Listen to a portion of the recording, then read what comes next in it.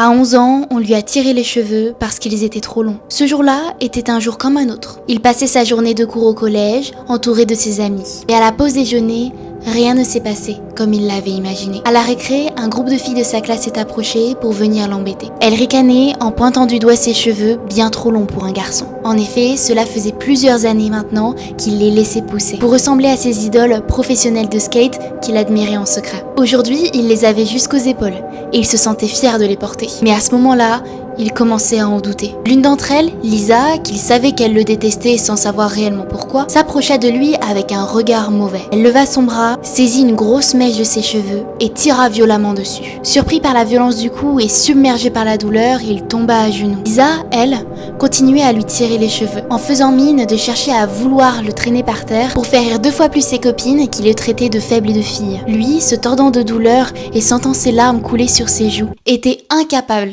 de se défendre. Il était comme paralysé, ne sachant pas quoi faire pour l'arrêter, mis à part la supplier de le lâcher. Ses amis ne réagissaient pas non plus, trop surpris par ce qui était en train de se produire. Lisa décida enfin de le libérer en lui disant que c'était bien fait pour lui. Lui, qui avait des cheveux soi-disant si longs, si sales, et qui pleurait comme un bébé. Elle tourna les talons en continuant à se moquer de lui. Il avait si mal aux cheveux, si mal à la tête. Et c'est en passant sa main dans sa mèche qu'il vit un paquet de cheveux tomber entre ses doigts. Enfin, la cloche sonna. Il devait retourner en cours comme si de rien n'était. La douleur dura toute la journée. Et il finit par pleurer le soir dans son lit, voyant qu'il ne pouvait même plus poser la tête de ce côté sur l'oreiller. Il avait 11 ans. Et cette journée restera à jamais gravée dans sa mémoire. Parce qu'elle a participé à lui faire croire qu'être et de faire les choses différemment, c'était risqué de subir de la moquerie et de la violence. Mais aussi qu'il devait apprendre à retenir ses émotions s'il ne voulait plus jamais